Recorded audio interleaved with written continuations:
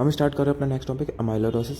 उसको हमें certain heading में पढ़ना है। Definition, physical and chemical nature, pathogenesis, classification, morphology, microscopy, clinical feature and diagnosis.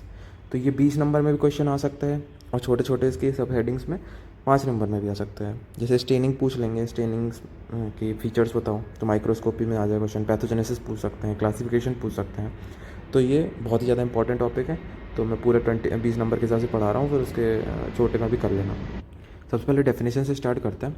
Amyloid is a amorphous eosinophilic pathologic proteinaceous substance deposit extracellularly. इसकी definition बहुत ज़्यादा कि अमाइलॉइड क्या होता है, amorphous eosinophilic pathologic proteinaceous substance deposit extracellularly. ठीक है, फिर इसके कुछ फीचर्स हैं, सुन लो। Associated with the number of inherited and inflammatory disorder, बहुत सारे डिसऑर्डर से रिलेटेड रहता है। Extra cellular deposit cause structural and functional damage to involve tissue, जिस भी जगह पे इसका डिपोजिशन होगा वहाँ पर स्ट्रक्चरल और फंक्शनल डैमेज करेगा ये। ठीक है, amyloidosis is a disorder of protein misfolding, protein misfolding की वजह से डिसऑर्डर है ये अमाइलोइडोसिस। ठीक है, फिर अमाइलॉइड के बारे में क्या, अमाइलॉइड इसका नाम कैसे पड़ा। Amyloid was named so because the charge sugar group in the absorb protein result in staining pattern similar to amylase. तो जब इसका वो किया, जब इसका स्टेनिंग पैटर्न देखा गया, तो जो इसका स्ट्रक्चर है उसमें बहुत सारे शुगर ग्रुप दिखे अपन को। तो ऐसा समझा जाता था कि ये जो है अमाइलॉइड जो है वो कार्बोहाइड्रेट या शुगर होगा इसमें, तो इसका नाम अमाइलेज से रख के अमाइलॉइड रख दिया गया। जबकि बाद में पता चला कि ये स्टार्च से उसका कुछ लेना देना नहीं है, तो इसलिए अमाइलॉइड था, तो अमाइलॉइड ही चला आता है। ठीक है, तो ये नेम कैसे पड़ा वो पता चला अपन को। ठीक है, फिर all amyloid have same morphological and staining property but amyloidosis is not a single disease. जितनी भी अमाइलॉइड होते हैं उनमें सेम मॉर्फोलॉजिकल और स्टेनिंग प्रॉपर्टी होती है। तो जो सारे अमाइलॉइड हैं उनकी मॉर्फोलॉजिकल स्टेनिंग प्रॉपर्टी सेम होती है, पर वो कोई एक डिसीज से उनका लिंक नहीं है। ठीक है, it is a group of disease having in common the deposition of similar appearing protein in which biochemical structure and mechanism of formation are different. मतलब कि बहुत सारी डिसीज में अमाइलॉइड फॉर्मेशन दिखता है अपन को, है ना, जिसमें उसका मॉर्फोलॉजिकल स्टेनिंग प्रॉपर्टी सेम होती है। तो ऐसा नहीं है कि अमाइलॉइड किसी एक डिसीज से लिंक है, बहुत सारी डिसीज अमाइलॉइड से लिंक है। ठीक है, और अब प्रोटीन देखेगा अपन को, तो वो उसका जो बायोकेमिकल स्ट्रक्चर और मैकेनिज्म फॉर्मेशन वो डिफरेंट होगा, तो अपन उससे पता कर लगा लेंगे कि अलग अलग प्रोटीन डिपॉजिट होता है। फिर नेक्स्ट आता है फिजिकल नेचर पे। तो the main physical constituent of amyloid are non branching fibrils of indefinite length. तो इसके जो मेन कॉन्स्टिट्यूएंट होता है वो नॉन ब्रांचिंग फाइब्रिल होते हैं इंडेफिनिट लेंथ के। ठीक है, फिर on x ray crystallography so a cross beta pleated sheet conformation. तो क्रॉस बीटा प्लीटेड सीट दिखती है, तो कोई बीटा प्लीटेड सीट दिख रही है आपस में आगे लगी हुई है। ठीक है, फिर Congo red dye binds to these fibril and produce classical apple green birefringence. ठीक है, एप्पल ग्रीन बायर फ्रिंजेंस बनाती है। ठीक है, दो फीचर याद रखने, cross beta pleated sheet, apple green birefringence. ठीक है, और इसमें मेन कॉन्स्टिट्यूएंट क्या होता है, non branching fibrils of indefinite length. ठीक है, फिर नेक्स्ट आता है केमिकल नेचर।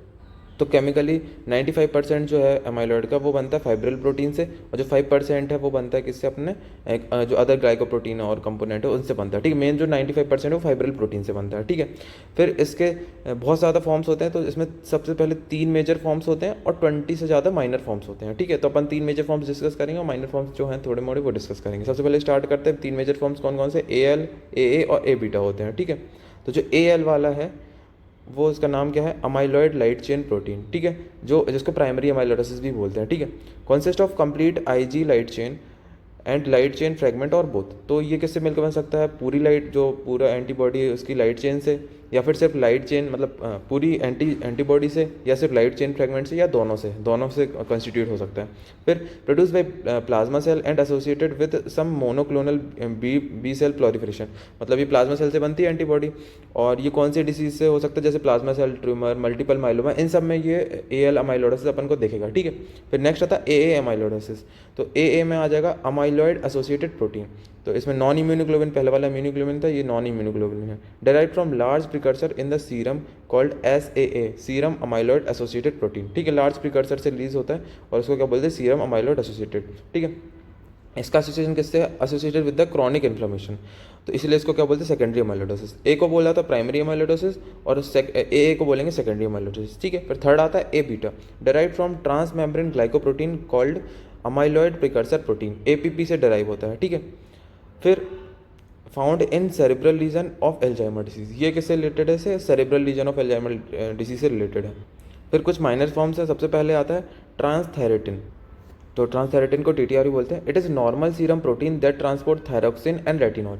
तो नॉर्मल सीरम प्रोटीन है जो कि थायरोक्सिन और रेटिनॉल का ट्रांसपोर्ट कराता है। पर इसमें क्या हो जाता है, mutation in gene encoding TTR, जो जीन म्यूटेट एनकोड कर रहा है इसके लिए, उसका म्यूटेशन हो जाए, जिस वजह से क्या होगा, उसके स्ट्रक्चर में अल्टरेशन आ जाएगा। ठीक है, जिस वजह से मिसफोल्डिंग होगी प्रोटीन की और अमाइलोइडोसिस कॉज कर देगा।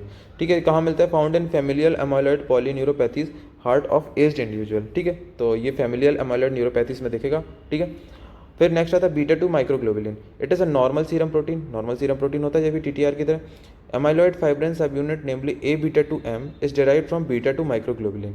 तो जो अमाइलॉइड फाइब्रिन का सब यूनिट है ए बीटा 2 एम, वो डेराइव होता है बीटा 2 माइक्रोग्लोबुलिन से। ठीक है, समझ में आया कि बीटा 2 माइक्रोग्लोबुलिन तो नॉर्मल सीरम प्रोटीन है, पर उससे डेराइव होता है एक प्रोटीन ए बीटा 2 एम, जिसको अमाइलॉइड फाइब्रिन हो वो अमाइलॉइड कराएगा। ठीक है, तो ये कहाँ मिलेगा, amyloidosis of patient on long term haemodialysis, जो लॉन्ग टर्म हीमोडायलिसिस में उसमें मिलेगा। ठीक है, और भी बहुत सारे अदर्स में अपन अभी देखेंगे, डिस्कस करेंगे बाद में।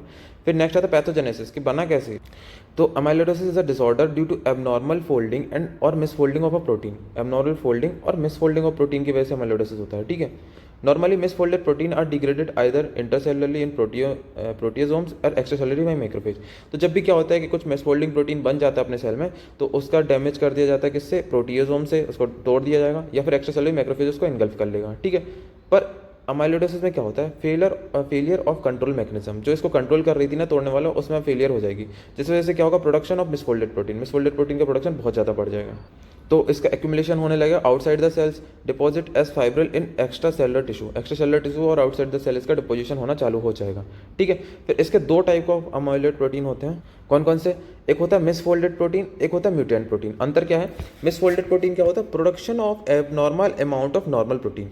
जब एबनॉर्मल अमाउंट में नॉर्मल प्रोटीन सिंथेसिस हो जाएगा तो उसका मिसफोल्डिंग हो जाएगी उसकी। ठीक है, तो इसमें क्या है, production of abnormal amount of normal protein, तो इसमें AL और AA आ जाएगा। ठीक है, अपन ने पढ़ा तो ऊपर मेजर्स फॉर्म में। फिर उसके बाद म्यूटेंट प्रोटीन में क्या होता है, production of normal amount of mutated protein का सिंथेसिस नॉर्मल अमाउंट में हो, तो इसमें इसका एग्जांपल है ATTR। ठीक है, फिर यही अपन ने देखा था ऊपर कि जब से पहले abnormal amount of normal protein बोले तो अपना कौन सा, ये मिसफोल्डेड प्रोटीन। तो इसमें क्या होगा कि कोई कार्सिनोजन है, उसने एक्ट किया अपने प्लाज्मा सेल में, मतलब मोनोक्लोनल प्रोलिफरेशन बीटा लिम्फोसाइट होगा, जिससे बहुत सारे प्लाज्मा सेल बनेंगे। बहुत सारे प्लाज्मा सेल बनेंगे तो वो प्लाज्मा सेल क्या करेंगे, इम्यूनोग्लोबिन का सिंथेसिस कराएंगे। तो ये इम्यूनोग्लोबिन जो है नॉर्मल प्रोटीन है, पर प्लाज्मा सेल बहुत ज़्यादा है तो बहुत ज़्यादा इम्यूनोग्लोबिन बन जाएंगे। ठीक है, बहुत ज़्यादा इम्यूनोग्लोबिन बन जाएंगे तो इनका ब्रेक डाउन वगैरह इनकम्प्लीट होगा, जो इसका मेटाबॉलिज्म आगे चल के होता है इस प्रोटीन्स का। तो उससे क्या होगा कि बहुत सारा प्रोटीन डिपोजिशन हो जाएगा, तो AL टाइप का अपना जो है वो एमाइलोइडोसिस हो जाएगा। तो ये समझ में आया ये वाला। फिर यहाँ पर क्रॉनिक इन्फ्लेमेशन हुआ, जिस वजह से मैक्रोफेज एक्टिवेट होगा, फिर लीवर से मीडिएटर से निकलेंगे कुछ और लीवर को स्टिमुलेट करेंगे, और वहाँ से लीवर से सिंथेसिस होगा SAA प्रोटीन का। SAA प्रोटीन का ही बहुत ज़्यादा सिंथेसिस होगा। नॉर्मल तो SAA प्रोटीन सिंथेसिस होता ही है, तो क्रॉनिक इन्फ्लेमेशन के केस में बहुत ज़्यादा हो जाएगा, जिस वजह से इसका भी इनकम्प्लीट ब्रेकडाउन होगा, मिसफोल्डिंग होगी, और इसके क्या बन जाएगा, एमाइलॉइड एसोसिएटेड प्रोटीन AA एमाइलोइडस हो जाएगा। ठीक है, जबकि यहाँ पर क्या होगा कि म्यूटेंट प्रोटीन है, मतलब production of normal amount of mutant protein. तो जो TTR को एनकोड कर रहा था जीन, उसमें म्यूटेशन हो जाएगा, जिस वजह से क्या निकलेगा, म्यूटेंट ट्रांसथेरेटिन निकलेगा, फिर उसका एग्रीगेशन होगा। ठीक है, और वो प्रोटीलाइसिस उसका होगा नहीं, तो इसका क्या बन जाएगा, ATTR प्रोटीन बन जाएगा, और ये एमाइलोइडोसिस करा देगा। नेक्स्ट आता है क्लासिफिकेशन। तो क्लासिफिकेशन में इसको डिस्ट्रीब्यूशन के हिसाब से डिवाइड किया, लोकल और सिस्टमिक, है ना। मतलब कि पर्टिकुलर जगह पर उसे लोकल बोल दिया, पूरे सिस्टम में होता है सिस्टमिक बोल दिया। ठीक है, एब्सेंस और presence of pre existent disease, primary मतलब बिना कोई डिसीज़ के, सेकेंडरी मतलब किसी डिसीज़ के कारण हो रहा है। ठीक है, तो अपन ये टेबल देखते हैं। तो सबसे पहले सिस्टमिक में आते हैं। प्राइमरी अमाइलोइडोसिस याद है अपन को, AL टाइप का था, किसमें मिलेगा, मल्टीपल माइलोमा में दिख रहा था एसोसिएटेड कंडीशन। ठीक है, AL हो गया, AL अपन का जो है मेजर फाइब्रिल प्रोटीन होगा, और प्रिकर्सर प्रोटीन का है IG लाइट चेन। ठीक है, ये भी अपन को पता है। फिर दूसरा था सेकेंडरी अमाइलोइडोसिस, ये किससे इसका लिंक था, क्रॉनिक इन्फ्लेमेशन से था, इसे मल्टीपल माइलोमा अपन याद है, क्रॉनिक इन्फ्लेमेटरी से था, और इसमें कौन सा प्रोटीन बनेगा, AA, और इसका प्रिकर्सर प्रोटीन SAA, ये अपन को पता है, अपन डिस्कस कर चुके हैं। ठीक है, तो प्राइमरी अमाइलोइडोसिस, सेकेंडरी अमाइलोइडोसिस अपन को आता है। फिर नेक्स्ट आता है हीमोडायलिसिस रिलेटेड अमाइलोइडोसिस, ये भी अपन ने हीमोडायलिसिस रिलेटेड अमाइलोइडोसिस अपन देखा था, अदर वाले में आया था। क्रॉनिक किडनी डिसीज होगी, ठीक है, जिसमें से A बीटा 2 M जो है प्रोटीन, उसका वो होगा मिसफोल्ड, मतलब वो एक्यूमुलेट होने लगेगा। और प्रिकर्सर प्रोटीन कौन सा था, बीटा 2 माइक्रोग्लोबुलिन। अपन ने देखो यहाँ पर पढ़ा था माइनर फॉर्म में। ठीक है, बीटा 2 माइक्रोग्लोबुलिन। ठीक है, फिर सेकेंडरी अमाइलोइडोसिस की तरह एक हेरिडिटरी अमाइलोइडोसिस भी आता है ना, उसमें भी मेजर जो मेजर फाइब्रिल प्रोटीन था वो AA होता है, और उसका प्रिकर्सर प्रोटीन SA होता है, वो सेकेंडरी की तरह। ठीक है, फिर 3 आते हैं, familial Mediterranean fever, familial amyloidotic neuropathies, senile systemic amyloidosis, है ना। इन तीनों कंडीशन में जो मेजर फाइब्रिल प्रोटीन रहेगा वो ATTR रहेगा, ठीक है। और उसका प्रिकर्सर प्रोटीन ट्रांसथायरेटिन, ठीक है। ट्रांसथायरेटिन जो प्रोटीन है वो जो जीन बना रहा था उसको उसमें म्यूटेशन हो जाता है तो उससे क्या बन जाता है, ATTR बन जाता है, ठीक है। फिर नेक्स्ट आता है लोकलाइज्ड अमाइलोडोसिस। तो इसमें आया था सेनाइल सेरेब्रल अल्जाइमर डिसीज, अपन ने देखा था अल्जाइमर डिसीज में भी एक ये आ रहा था, ये वाला देखो 3rd नंबर का जो था ये A बीटा वाला, है ना। तो इसमें क्या होगा कि A बीटा मेजर प्रोटीन है वो एक्यूमुलेट होने लगेगा और प्रिकर्सर प्रोटीन जो है APP है। ऐसी मेडुलरी कार्सिनोमा थायराइड है, इसमें AKL एक्यूमुलेट होगा और कैल्सिटोनिन इसका प्रिकर्सर प्रोटीन है। तो क्लासिफिकेशन की टेबल ज़्यादातर अपन डिस्कस कर चुके, आगे देख लेना बाकी, ठीक है। फिर मॉर्फोलॉजी में आते हैं। जो प्राइमरी एमाइलोसिस होगा वो इफेक्ट करेगा kidney, liver, spleen, lymph nodes and adrenal and thyroid, इन ऑर्गन्स को इफेक्ट करेगा मेनली, ठीक है। जबकि जो सेकेंडरी एमाइलोसिस है वो क्रिटिकल ऑर्गन जैसे कि heart, kidney, GIT, peripheral nerves और स्किन, टंग, इसको इफेक्ट करेगा, ठीक है। तो प्राइमरी एमाइलोसिस, सेकेंडरी एमाइलोसिस, मॉर्फोलॉजी पता चल गया कि कौन से ऑर्गन को इफेक्ट करता है। फिर ग्रॉस फीचर्स कैसे दिखेगा, affected organs are enlarge, firm and waxy. जो ऑर्गन होंगे इफेक्टेड वो एनलार्ज, फर्म और वैक्सी दिखेंगे, ठीक है। Painting cut surface with iodine imparts are yellow colour to which changes to bluish violet after application of sulphuric acid. तो जिसका cut surface होगा, है ना, जब इसमें अपन आयोडीन डालेंगे तो येलो कलर आएगा, फिर येलो कलर चेंज हो जाएगा इसमें ब्लू वायलेट कलर में। मतलब सबसे पहले देखो कि ये ऑर्गन है ना, इसमें अपन ने क्या डाला, आयोडीन डाला, ठीक है। तो इसने येलो कलर शो करेगा। फिर अगर अपन इसमें सल्फ्यूरिक एसिड डाल देंगे तो क्या हो जाएगा, ब्लूइश वॉयलेट कलर का हो जाएगा, ठीक है। आई बात समझ में कि कैसे होगा, है ना। तो ये जो चेंजेस देखेंगे तो ये सिर्फ अमाइलोडोसिस में ही दिखते हैं, ठीक है। फिर नेक्स्ट आता है माइक्रोस्कोपी। ये भाई 5 नंबर में आता है, बहुत बार आया क्वेश्चन कि स्टेनिंग कैरेक्टरिस्टिक बताओ कि अलग अलग स्टेनिंग में कैसी कैसी कैरेक्टरिस्टिक होगी अमाइलॉइड की, ठीक है। तो स्टेनिंग प्रॉपर्टी अमाइलॉइड से स्टार्ट करते हैं। तो कॉन्गो रेड में ऑर्डिनरी लाइट पिंक और रेड कलर दिखेगा, ठीक है। ऑर्डिनरी लाइट पिंक और रेड कलर दिखेगा, जबकि polarised light apple green birefringence दिखेगा, ठीक है। पोलराइज लाइट में मतलब, ठीक है।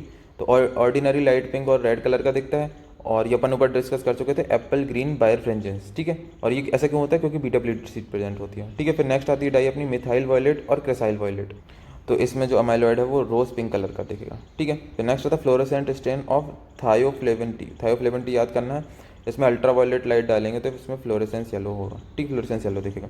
फिर इम्यूनोहिस्टोकेमिकल स्टेनिंग में it can distinguish AA, AL and ATTR type. तो इम्यूनोहिस्टोकेमिकल स्टेनिंग से अपन सारे जो अमाइलॉइड के टाइप्स होते हैं उसको अपन अलग अलग कर सकते हैं। एल्शियन ब्लू में अपन को ब्लू ग्रीन कलर दिखेगा, फास्ट चेन में अपन को पिंक कलर दिखेगा, और वैन जिन्सन स्टेन में इट टेक्स अब खाकी कलर दिखेगा वैन जिन्सन स्टेन में। तो ये इतने सारे स्टेन है, ये सारे अपन को याद करने हैं। फिर नेक्स्ट आते हैं क्लिनिकल फीचर में। तो अर्ली नॉन स्टेसिक में वीकनेस, लॉस ऑफ वेट और लाइट हेडेक दिखेगा अपन को, ठीक है। फिर रीनल इन्वॉल्वमेंट होगा तो नेफ्रोटिक सिंड्रोम, रीनल फेलियर, यूमिया होगा। कार्डियक इन्वॉल्वमेंट है तो conduction disturbance, arrhythmia, congestive cardiac failure हो सकता है। टंग इन्वॉल्वमेंट में हैम्पर्स स्पीच एंड सॉल्विंग में प्रॉब्लम होगी, ठीक है, स्पीच में हैम्परिंग होगी। फिर next GIT involvement, diarrhoea, mall absorption and digestive disturbance होगा GIT इन्वॉल्वमेंट में, ठीक है। तो ये थे इसके क्लिनिकल फीचर। फिर आता है डायग्नोसिस में, depend on the demonstration of amyloid. तो जहाँ पे भी है इन्वॉल्व तो उस हिसाब से करेंगे, जैसे कि एब्डोमिनल फैट वगैरह है वहाँ पर डिपॉजिट दिख रहा है तो अपन उसका FNAC कर लेंगे, ठीक है। किडनी में बायोप्सी ऑफ किडनी करते हैं, in case of renal involvement तो अपन बायोप्सी करेंगे रेक्टन और जिंजिवा में, ठीक है, वहाँ की बायोप्सी, वहाँ का टिश्यू निकाल लेंगे।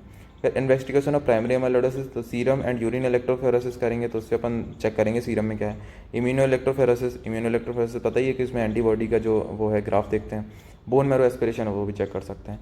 तो ये था डायग्नोसिस में, ठीक। तो ये था पूरा माइलॉइड, ठीक है। और ये 20 नंबर में आ सकता है तो कर लेना। और हाँ, ये क्या बोलते हैं कि 2 डिफरेंस है प्राइमरी और सेकेंडरी माइलॉइड में, देख लेना, वही पूरा चैप्टर में यही बताया हुआ है, तो एक बार देख लेना इसको। Thank you.